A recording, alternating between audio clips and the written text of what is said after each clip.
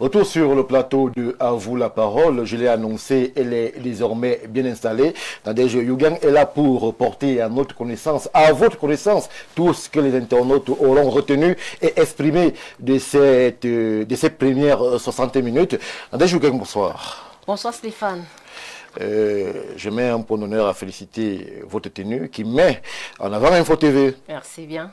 Alors, vous nous arrivez au moment où nous épiloguons avec notre invité prestige du soir, Willy Mengue. C'est un homme politique bien connu de l'espace politique au Cameroun, membre du MRC. Il ajoute désormais, et j'aime bien la formule, originelle. Je vous laisse en compagnie de notre invité. Bonsoir Monsieur Willy Mengue et bienvenue chez nos chevaux. Bonsoir madame. Comment vous allez?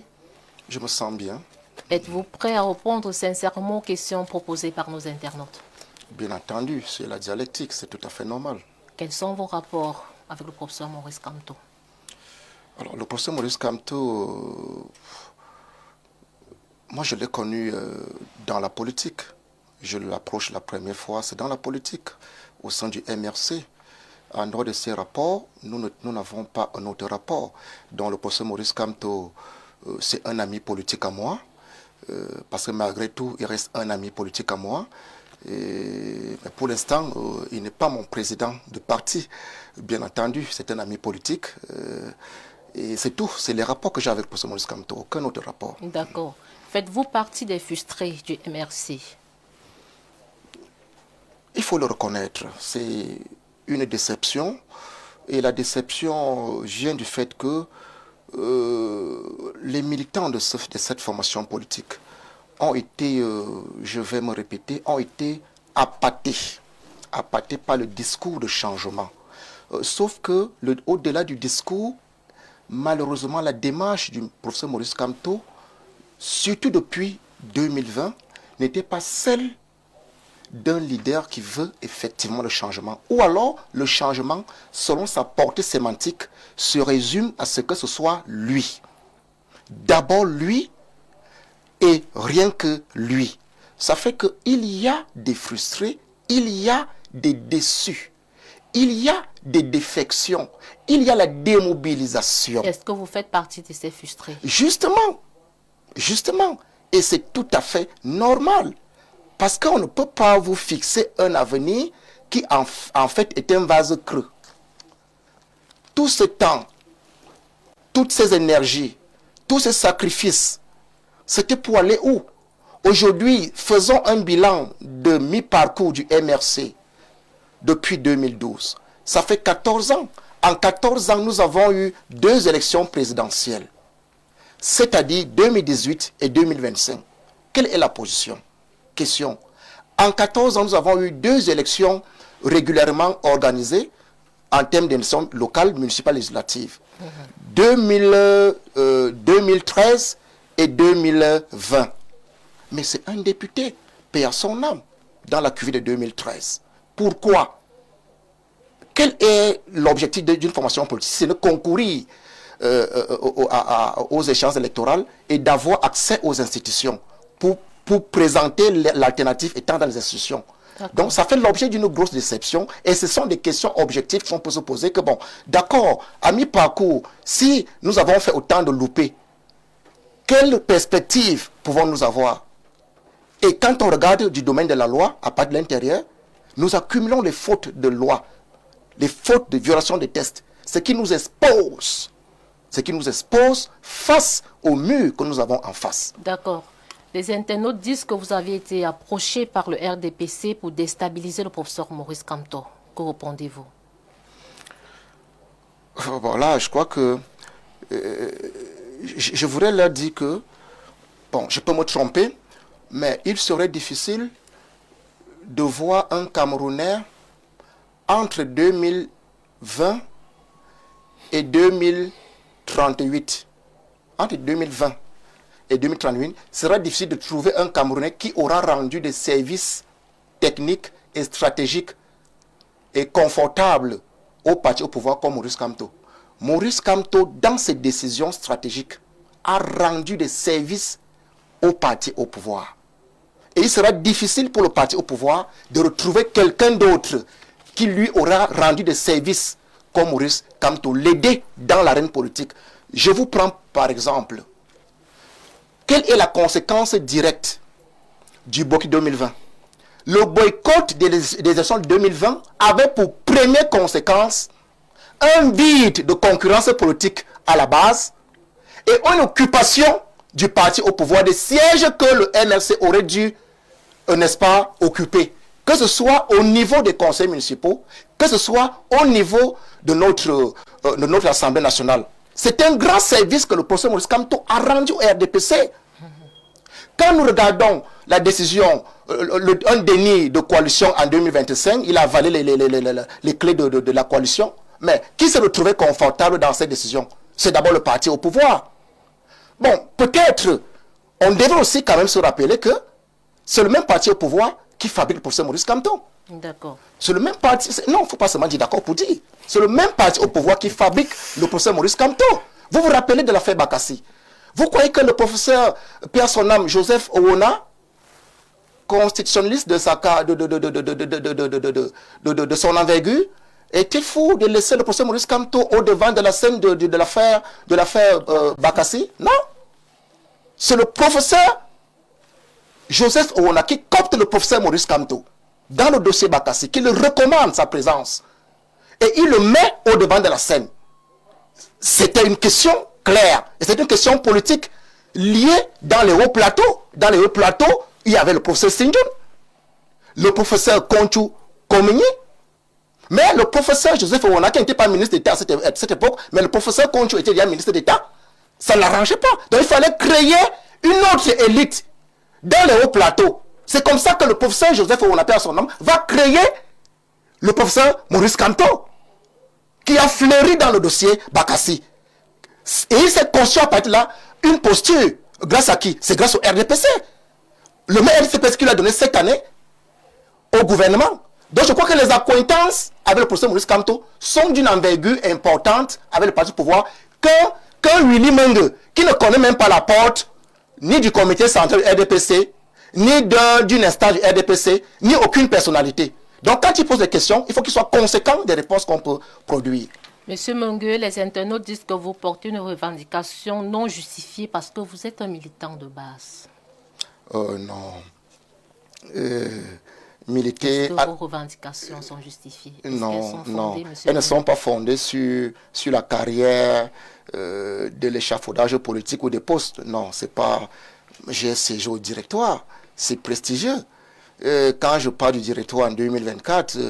je suis nommé conseiller à la Fédération régionale du Centre 1. Et j'ai envie de vous dire que j'étais en position d'être le régional du Sud MRC, mais à un moment donné, je me suis rendu compte que non, ça ne vaut pas la peine de continuer. Kamto, il y a quelque temps, était votre champion. Pourquoi c'est maintenant que vous dénoncez ces ambitions? Justement, je vous ai fait comprendre que le temps a dissipé les brumes matinales. C'est-à-dire le temps a fini par dissiper les brumes matinales. Vous voyez, le problème des génies, parce que Maurice Kamto c'est un génie, c'est une lumière.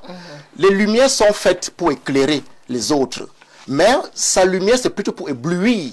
Éblouir, l'éblouissement fait un aveuglement. C'est-à-dire nous avons été éblouis par la lumière de l'érudit Maurice Kamto.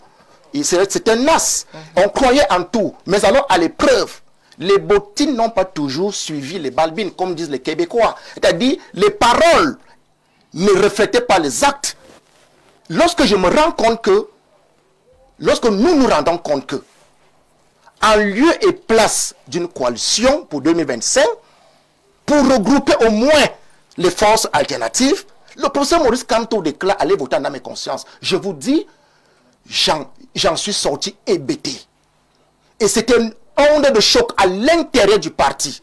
Et dans l'opinion, c'était une onde de choc. Personne ne pouvait croire à cette... Et dès cet instant, je ne voyais plus le même professeur Maurice Kamto comme acteur de changement. Donc, c'est en ce moment que j'ai pris conscience que, bon, donc le boycott 2020 était une égratignure cutanée de surface.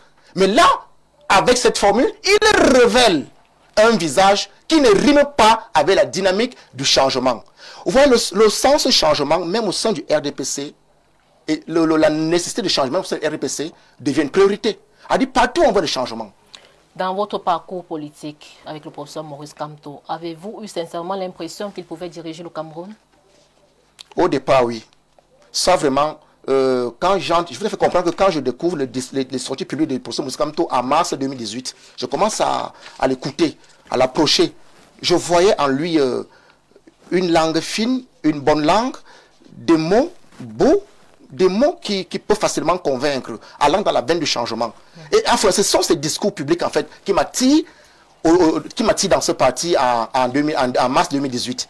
Donc, il incarnait le changement. Mais je vous dis, les actes qui commencent à prendre en 2020 ont commencé à cliver un peu, mais jusque-là, nous avons cru. Parce qu'il faut comprendre que le choc de 2020 n'a pas été très ressenti. Parce qu'on a cru, on a dit, bon d'accord, on va mettre le paquet. Notre champion, il va aller aux élections. Et vraiment, nous mettons le paquet. Vous m'avez vu, vous avez tous les Camerounais m'ont vu, surtout le théâtre médiatique, le front sur le terrain. On a marché dans ce pays. On a dormi dans des endroits où on ne pouvait pas comprendre. Parce que non, vraiment, on a un champion. Maurice Kamto, il faut qu'on parte aux élections en 2025. Et quand on a vu son discours en Konsamba, au fameux meeting de Konsamba, on a vu un homme déterminé que non, effectivement, c'est ça. Mais alors que lui, il a des calculs. Il a des calculs où le changement se résume à lui. C'est là qu'il y a problème. C'est là qu'il y a trahison du sens du changement. Et c'est une trahison, je vous dis, aujourd'hui, le professeur Maurice Kamto a été déplumé en notoriété. Il a été déplumé en popularité. Vous n'avez qu'à regarder la pétition qu'il a convoquée, il a initiée il y a plus de 3 mois aujourd'hui. Mais si le professeur Maurice Kamto était baigné encore dans la popularité et la notoriété, si les gens croyaient encore vraiment à lui, cette pétition aurait fait plus d'1 million de signataires. Mais aujourd'hui, on est dans les 125 000 signataires et ça fait plus de 3 mois aujourd'hui. Et c'est pour ça que j'ai dit quelque part que moi je souhaite que le professeur Maurice Kamto essaie de tenir une réunion publique, un meeting, on veut vérifier quelque chose. Parce que sa popularité, il a perdu en crédibilité. D'accord. Quels sont vos rapports avec le ministre de l'administration territoriale pour la Tangandji? Sur le ministre de l'administration territoriale. Quels sont vos rapports? Aucun rapport avec le ministre de l'administration territoriale. Je le connais comme institutionnel, c'est-à-dire quelqu'un qui est à la tête de cette institution depuis, je crois, depuis 2018 ou 2019. Je n'ai pas de rapport. Il faut comprendre que je n'ai pas de rapport. Accompagne dans votre bataille. Je vous ai fait comprendre que c'est la conscience, c'est la responsabilité du militantisme, c'est la loyauté envers le parti, la loyauté envers la cause du changement, la loyauté envers les tests. Ça, c'est la raison d'être et la motivation dans notre démarche. Et nous sommes sûrs que nous sommes dans la bonne démarche. Et pouvez-vous affronter le professeur Maurice Kamto dans une primaire au sein du MRC? Il est bien vrai que nous n'avons pas cette option, les primaires au sein du MRC. C'est pour cela qu'il fallait tenir une convention en bonne place pour revoir des stratégies, les orientations. La notion de primaire pour le présidium du parti n'existe pas dans le MRC. Le président national est voté dans le cadre d'une convention par les organes. Et puis le président national, avec lui, présente une liste, c'est-à-dire ses vice-présidents, son secrétaire général, son trésorier.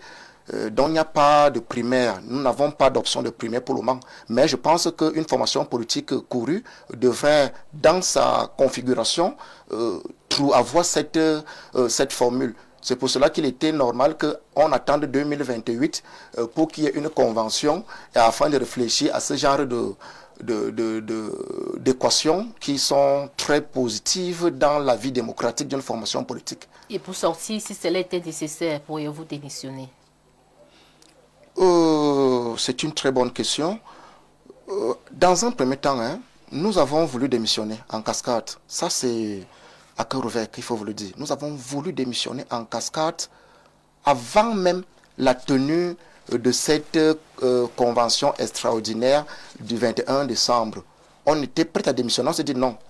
Démissionner peut paraître comme une lâcheté. C'est pour cela que j'ai dit, nous sommes dans une dynamique de procéder à la cure d'âme inside. Il faut diagnostiquer à l'intérieur. Il faut remuer à l'intérieur. Il faut prescrire le traitement de l'intérieur. Il faut prescrire la posologie de l'intérieur. Et la réciprocité. Ça, c'est ce qu'ils devraient comprendre. Qu'il serait imprudent pour eux, dans ce cockpit verrouillé, de penser à l'hypothèse d'une exclusion. Parce que l'hypothèse d'une exclusion ouvre d'autres fronts judiciaire en dehors du front du docteur Okala et Bodé. Donc il serait prudent, il faut qu'il manœuvre prudemment. Et nous sommes parés à toutes les éventualités, nous avons toute une équipe. Et on regroupe nos petits fonds. Ok. Merci, M. Mengue, d'avoir répondu aux questions proposées par nos internautes. Ok, merci, madame. Merci. Merci Nadège pour cet échange passionnant qui me permet justement de réagir aussi puisque les plateformes, les diverses plateformes d'Info TV foisonnent lorsque justement la parole est prise sur ce plateau. Willy Mengue, la question qui revient c'est si le président Maurice Kamto n'est plus le président du MRC originel selon vos déclarations et qui serait plutôt du côté du MRC in vitro, qui serait donc le président du MRC originel? Le président du MRC originel est connu depuis juillet 2025. C'est Mamadou Yacouba Mota. Ce n'est pas sa volonté. Ce sont les tests. Il se reconnaît en votre combat. Il vous encourage dans cette démarche. Il pense que véritablement c'est lui qui aujourd'hui s'affuble du qualificatif du président du MRC est un imposteur et que c'est lui, Mamadou Mouta, président du MRC originel selon votre qualificatif, et c'est lui qui devrait être à sa place? Je ne voudrais pas vous transmettre ici les échanges que j'ai avec mon président. Oui. Je préfère me taire. Il observe tout ce qui se passe, puisque personne n'ignore ce qui se passe aujourd'hui au sein du MRC. Il observe, il a sa position. S'il a des déclarations publiques à faire, il les fera. Mais je crois qu'il y a un devoir de responsabilité. Mamadou Yacouba Mota, ce dynamique fils des montagnes, dans l'extrême nord, a un devoir de responsabilité, parce qu'il y a une responsabilité à prendre. Donc vous l'invitez, et malgré peut-être sa non-volonté, à venir prendre la tête du MRC originel? Ce sont les tests qui l'invitent. Les tests invitent Mamadou Mota comme président intérimaire du MRC en attendant la tenue d'une convention dans les normes et les canons de nos tests. C'est ça le problème. Et il a donc, M. Mamadou Yacouba a une responsabilité. Il ne faudrait pas qu'il se retrouve complice dans sa taisance ou dans sa réserve des éventualités en termes de déception qui pourront arriver. Je vous ai fait comprendre, et ça vous le savez, nous sommes dans le milieu politique.